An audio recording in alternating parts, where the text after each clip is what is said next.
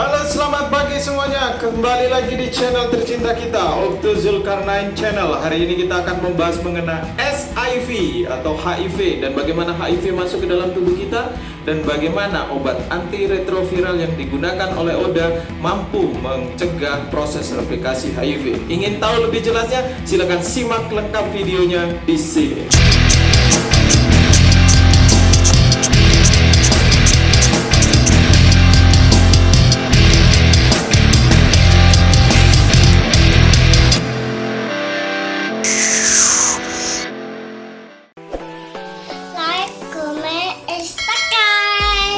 HIV adalah jenis mikroorganisme virus, di mana virus adalah mikroorganisme yang tidak mampu untuk melakukan proses replikasi atau bereproduksi dengan sendirinya. Mereka adalah jenis mikroorganisme intraseluler. Apa artinya?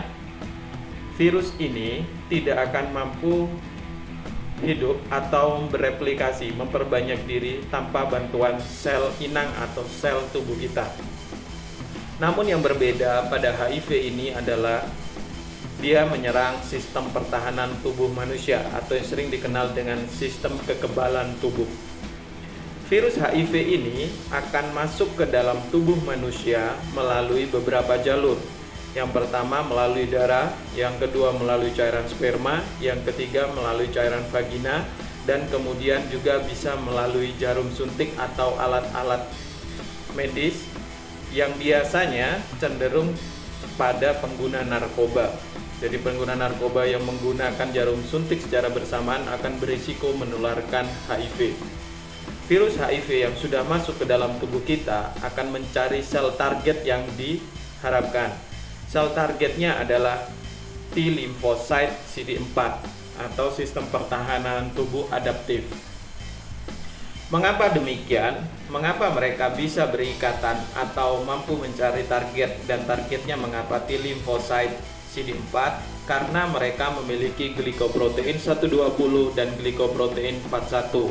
Dan T limfosit CD4 sendiri memiliki koreseptor yang disebut dengan CD4 dan CXCR4 dan CCR5.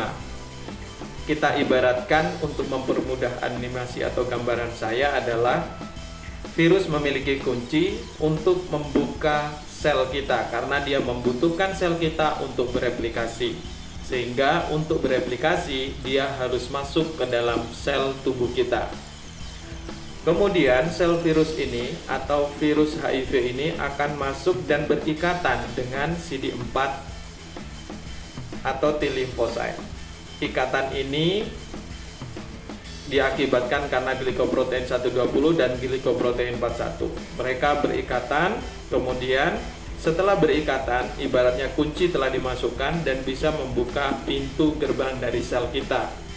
Setelah terbuka, maka ada proses yang disebut dengan endositosis. Setelah masuk ke dalam sel kita, maka virus ini akan membuka semua kapsidnya. Kita ibaratkan seperti dia membuka seluruh pakaiannya dan melepaskan inti sel dari virus itu sendiri. Mereka adalah jenis virus RNA. HIV adalah jenis virus RNA. Virus RNA ini kemudian masuk ke dalam sel tubuh kita, dalam hal ini T limfosit CD4. Kemudian karena dia adalah jenis RNA dan untuk bisa menggabungkan DNA-nya, untuk menggabungkan sifat dari dan untuk menggabungkan agar dia bisa melakukan proses replikasi, maka dia akan mengubah RNA-nya untuk menjadi DNA. Kami menyebutnya reverse transcription. Jadi di sana akan diubah dari RNA menjadi DNA. Setelah berubah, kemudian DNA ini akan dibawa ke dalam inti sel. Di dalam inti sel ini kemudian terjadi proses integration. Jadi penggabungan antara DNA virus dengan DNA sel T limfosit CD4 milik kita.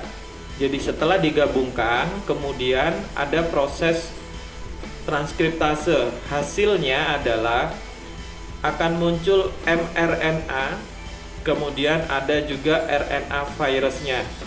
mRNA akan terjadi proses lagi yang disebut dengan translation, di mana nanti protein panjang yang dihasilkan akan dipotong-potong itu menjadi bagian dari bahan susunan dari virus itu sendiri. Sedangkan RNA virusnya yang dihasilkan juga akan menjadi kapsid yang nanti akan melindungi inti dari RNA virus itu. Dan akhirnya terjadi proses eksositosis, di mana muncul virus baru yang terbentuk dari bagian dari sel kita. Mekanisme ARV atau obat retroviral.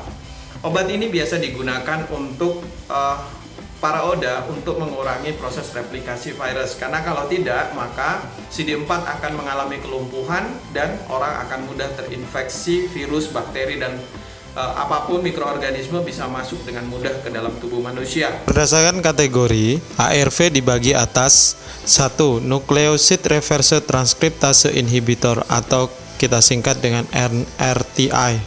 Yang kedua adalah Non-Nucleoside Reverse Transcriptase Inhibitor atau NNRTI. Yang ketiga adalah Protease Inhibitor. Dan yang keempat adalah Integrasi Inhibitor. CD4, sel CD4 yang telah dimasukin oleh virus, seperti penjelasan tadi yang saya jelaskan sebelumnya, maka virus akan masuk ke dalam tubuh atau ke dalam tubuh sel itu sendiri. Kemudian dia akan mengubah.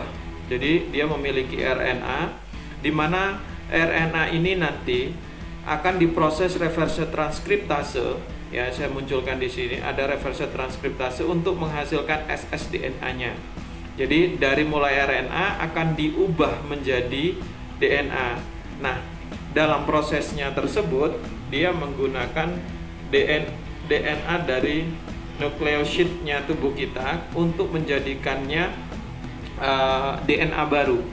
Nah, dalam prosesnya ini nukleoside analog atau NRTI yang saya jelaskan tadi, jenis ARV yang jenis ARV ini akan menyusun masuk ke dalam susunan tersebut dan memblok. Jadi kalau Anda melihat dan memperhatikan dari tadi, itu gambarannya kita ilustrasikan seperti gemboknya ini antara satu dengan yang lain puzzle-nya cocok. Sedangkan untuk NRTI, puzzle-nya sengaja dibuat untuk menutup, sehingga apa?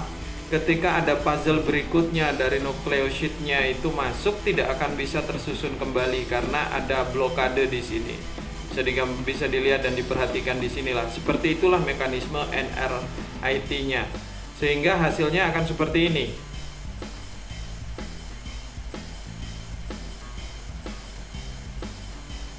Nah, ketika ada masuk lagi, mau disusun puzzle-nya lagi, sudah tidak mampu lagi. Sehingga proses di mana dari RNA virus berubah menjadi DNA gagal. Inilah salah satu jenis. Jenis yang kedua adalah Non-Nucleoside Reverse Transcriptase Inhibitor. Apa yang membedakan NRTI dan NNRTI? Yang membedakan hanyalah pada bagian ini. Sama dengan penjelasan tadi, yang membedakan adalah reverse transkriptasenya. Kalau tadi susunan dari nukleus DNA nukleusnya yang diblok, kalau pada NRTI yang diblok adalah reverse transkriptasenya. Sehingga ketika diblok, reverse transkriptasenya diblok, maka RNA yang terbentuk tidak mampu diubah menjadi DNA. Yang ketiga, ARV adalah protease inhibitor. Jika kalian coba putar kembali video yang di awal, saya menjelaskan bahwa hasil dari DNA virus yang dikombin dengan DNA sel T limfosit CD4 itu akan menghasilkan mRNA.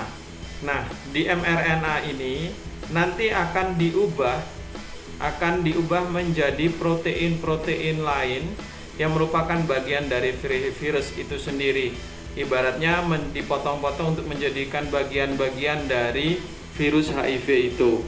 Nah, untuk proses pemotongannya virus akan membutuhkan protease untuk melakukan pemotongan. Nah, ketika dilakukan proses pemotongan ini, maka dokter akan datang untuk melakukan mencegah dengan cara menutup alat potongnya atau guntingnya ini ditutup sehingga tidak mampu menggunting protein dari virus ini. Ketika tidak mampu menggunting, maka protein virus ini tidak akan bisa terbentuk virus baru. Sedangkan yang keempat, ini pada bagian integrasinya atau proses di mana terjadi perpaduan antara DNA virus dengan DNA virus itu sendiri dengan DNA tubuh sel T limfosit CD4. Disinilah fungsinya dari yang mekanisme yang keempat. Oke teman-teman semuanya, para subscriber tercinta, itu tadi yang sudah saya jelaskan mengenai 4 mekanisme kerja dari ARV. Jika ada pertanyaan atau kurang paham, bisa ditanyakan pada komen di bawah ini. Dan jika ini menarik buat teman-teman semua, dan ini video ini bukan hanya untuk mahasiswa saya, tapi seluruh subscriber yang ada bisa belajar di channel YouTube saya ini, dan bisa share. Kalau ini bagus menurut teman-teman, silahkan like. Jika ada komentar, silahkan komen. Demikian dari saya, Okto Zulkarnain, mengucapkan terima kasih. Salam sehat dan salam